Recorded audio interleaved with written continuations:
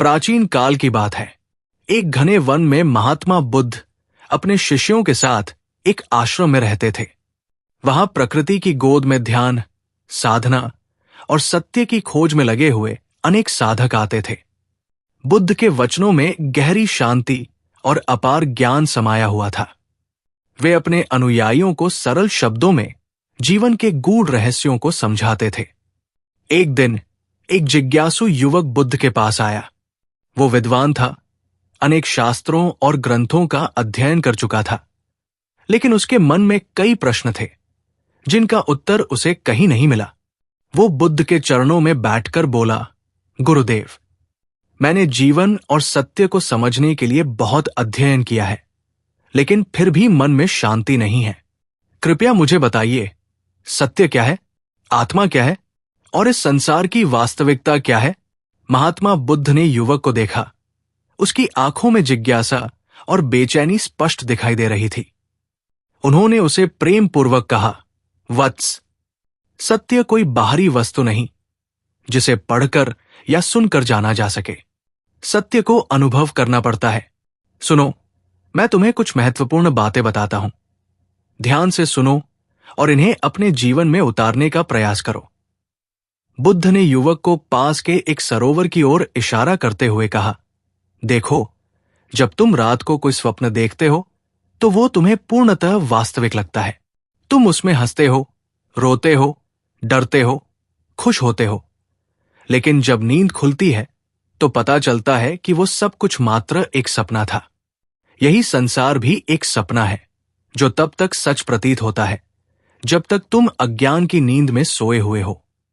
जब आत्मज्ञान की आंखें खुल जाती हैं, तब यह संसार अपने मूल रूप में दिखाई देने लगता है।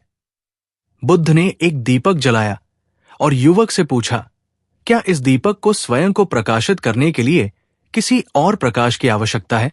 युवक बोला, नहीं गुरुदेव, ये दीपक स्वयं प्रकाशित है। बुद्ध मुस्कुराए और बोले, ठीक इसी प्रकार आत्मा भी स्वयं ज्ञान स्वरूप है।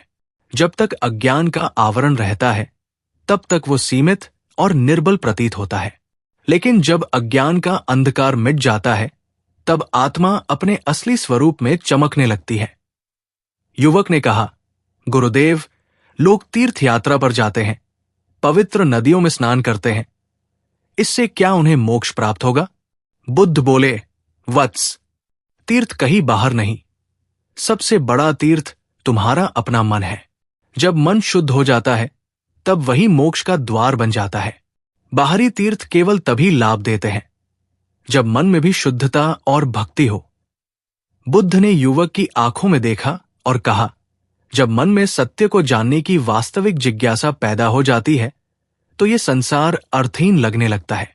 जो व्यक्ति सत्य को खोजने निकलता है वो संसार के मोहजाल में नहीं फंसता, बल्कि आत्मज्ञान की ओर अग्रसर होता है। बुद्ध ने समझाया, हर व्यक्ति को यह समझना चाहिए कि आत्मा राजा के समान है और शरीर, इंद्रिया, मन और बुद्धि इसके सेवक है। आत्मा इन सब से अलग है और केवल साक्षी मात्र है। जो इस सत्य को समझ लेता है वो जीवन में अज्ञानी नहीं रह सकता। बुद्ध बोले, सूर्य हमेशा आकाश में होता है, लेकिन कभी कभी बादल उसे ढक लेते हैं। क्या इसका अर्थ यह है कि सूर्य नहीं है?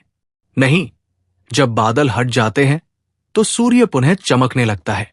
इसी तरह अज्ञान आत्मा को सीमित कर देता है, लेकिन जब ज्ञान का प्रकाश आता है तब आत्मा का वास्तविक स्वरूप प्रकट हो जाता है। बुद्ध ने आगे कहा, जब तक तुम सत्य को नहीं समझते तब तक धर्म ग्रंथ पढ़ने का कोई लाभ नहीं, और जब सत्य को जान लेते हो तब धर्म ग्रंथ पढ़ने की कोई आवश्यकता ही नहीं रहती। सत्य को पढ़ने से अधिक उसे अनुभव करना आवश्यक है। बुद्ध ने मुस्कुराते हुए कहा, जब तक तुम आनंद की तलाश करते रहोगे तब तक वो तुमसे दूर भागता रहेगा। जब तुम अपनी तलाश छोड़ दोगे और अपने भीतर झांकोगे तब सच्चा आनंद स्वयं प्रकट होगा। युवक ने पूछा, गुरुदेव, लोग अपनों से इतना प्रेम क्यों करते हैं, फिर भी मृत्यु के बाद सब दूर क्यों चले जाते हैं? बुद्ध बोले, सांसारिक प्रेम केवल शरीर से जुड़ा हुआ होता है।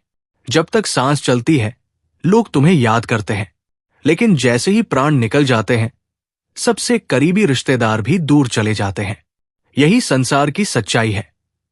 बुद्ध ने कहा, आत्मसंयम का अर्थ है अपनी आंखों, इंद्रियों और मन को भटकने से रोकना।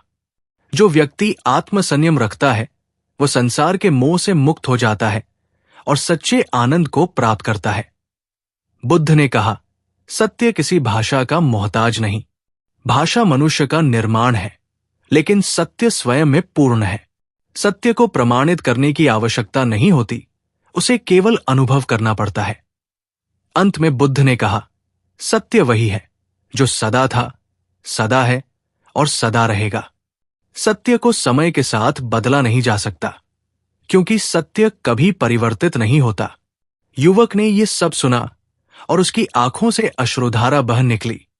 उसने श्रद्धा से बुद्ध के चरणों में सिर झुका दिया और कहा, गुरुदेव, आज मुझे आत्मज्ञान की दिशा मिल गई। अब मैं सत्य की खोज के लिए अपने जीवन को समर्पित करूंगा। बुद्ध ने उसे आशीर्वाद दिया और कहा, वत्स, सत्य को केवल जानने से कुछ नहीं होगा, उसे जीवन में अपनाने का प्रयास करो। सत्य को केवल सुनो मत, उसे जियो। उस दिन से वो युवक बुद्ध का शिष्य बन गया और सत्य की खोज में लग गया। संसार मोह का भ्रम है, आत्मज्ञान ही सच्ची जागृति है। आत्मा स्वयं ज्ञान स्वरूप है, उसे किसी बाहरी ज्ञान की आवश्यकता नहीं। तीर्थ कहीं बाहर नहीं, मन की शुद्धता ही सबसे बड़ा तीर्थ है। सत्य को जानना ही पर्याप्त नहीं, उसे जीवन में उतारना आवश्यक है।